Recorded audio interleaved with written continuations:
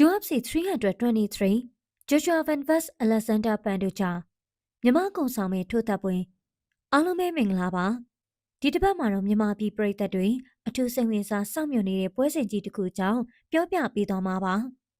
အဲ့ဒါကတော့ UFC 323ပွဲစဉ်ရဲ့ Co-main Event ဖြစ်တဲ့ Flyweight Champion ဆုအတွက်စိန်ခေါ်ပွဲပဲဖြစ်ပါတယ်မြန်မာသွေးမြန်မာသားဂျိုရှွာဗန်ကကမ္ဘာကြီးဆုံး MMA ပြိုင်ပွဲမှာချန်ပီယံကပတ်ကိုပထမဆုံးချိန်စိန်ခေါ်ခွင့်ရမှာဖြစ်ပါတယ်။ဂျိုရှွာဗန်ဟာဘသူနဲ့တွန်းရမလဲဆိုတော့လက်ရှိ UFC Flyweight Champion ဖြစ်တဲ့ Brazil Fighter Alexander Pantoja နဲ့ပါ။ပန်တိုဂျာတွေ့ကြုံရင်းချက်ပြီးလက်တလုံးနိုင်ပွဲဆက်နေတဲ့ကြောက်စရာကောင်းတဲ့ချန်ပီယံတူပါ။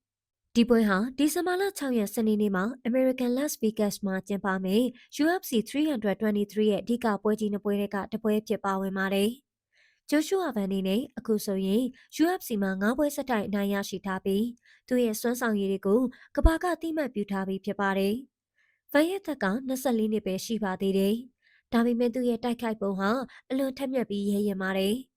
ပန်တိုဂျာကတော့နာမည်ကြီးခိုင်ကာရာဖရန့်စ်ကိုလည်းနိုင်ထားတဲ့လက်ရှိချန်ပီယံမှာဒီပွဲကနှစ်ဦးစလုံးအတွက်အကြီးမားဆုံးစိန်ခေါ်မှုဖြစ်လာမှာပါ။ကဲကျမတို့ရဲ့မြန်မာကုံဆောင်ဂျိုရှွာဗန်အကြောင်းနည်းနည်းထပ်ပြောပြချင်ပါတယ်။ဂျိုရှွာဗန်ဟာမြန်မာပြည်ပွားဖြစ်ပြီးအမေရိကန်မှာနေထိုင်ကအောင်မြင်မှုတွေကိုတည်ဆောက်နေသူပါ။သူ့ရဲ့အားသာချက်ကတော့ပွဲပြီးတဲ့အထိမယမနာဖိအားပေးတိုက်ခိုက်နှံစွမ်းနဲ့ခန္ဓာကိုယ်ကြန့်ခိုင်မှုပါပဲ။နောက်ဆုံးပွဲစဉ်မှာနာမည်ကြီး Brandon Rival ကို၃ချီလုံးဖိအားပေးပြီးအနိုင်ယူခဲ့တာကိုကြည့်ရင်သူ့ရဲ့စိတ်သက်ခွန်အားနဲ့တိုက်ခိုက်နှံစွမ်းကိုသိနိုင်ပါတယ်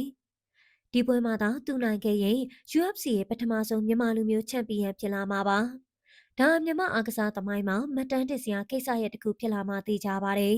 ။မြန်မာပြည်သက်ရဲ့အားပေးမှုဟာသူ့အတွက်အကြီးမားဆုံးခွန်အားဖြစ်နေမှာပါ။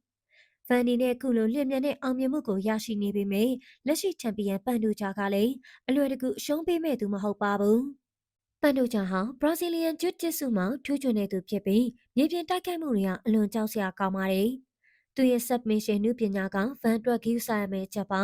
။ဒါပေမဲ့ဂျိုရှွာဗန်ကလည်းသူ့ရဲ့ takedown defense ကိုအပြင်းထန်လေ့ကျင့်ထားပြီးသားပါ။ဗန်ဟာရက်တိုင်း stand up striking မှာအသာစီးယူနိုင်ဖို့ကြိုးစားမှဖြစ်ပြီးပန်တိုဂျာကတော့ဗန်ကိုမြေပြင်ပေါ်ဆွဲချဖို့ကြိုးစားလာမှသိကြပါတယ်။ဒီပွဲဟာရက်ထိုးပွဲနဲ့မြေပြင်အခြေတင်တိုက်ခိုက်မှုတွေရောစံနေတဲ့အပြင်းထန်ဆုံး flyweight ပွဲစဉ်တစ်ပွဲဖြစ်လာလိမ့်မယ်လို့ကျွမ်းကျင်သူတွေကသုံးသပ်ထားကြပါတယ်။ UFC 323ရဲ့ညဟာဂျိုရှွာဗန်အတွက်သမိုင်းဝင်မဲ့ညတညဖြစ်လာနိုင်ပါတယ်။မြန်မာလူငယ်တယောက်ရဲ့ကမ္ဘာစစ်အိမ်မက်ကိုအကောင့်ထဲပေါ်မဲ့ဒီပွဲကိုပရိသတ်ကြီးအနေနဲ့စောင့်မျှော်ကြည့်ရှုအားပေးကြပါစို့။သူ့ရဲ့တိုက်ခိုက်ရေးစိတ်ဓာတ်သူ့ရဲ့ကြိုးစားအားထုတ်မှုတွေဟာမြန်မာလူငယ်တွေအတွက်အားကြအတူယူစရာပါပဲ။မြန်မာကုံဆောင်ဂျိုရှွာဗန်ချန်ပီယံကပတ်ရယူနိုင်ပါစေလို့ဆုတောင်းရင်ဒီဗီဒီယိုကတော့ဒီလောက်ပါပဲ။အားလုံးကိုကျေးဇူးတင်ပါတယ်ရှင်။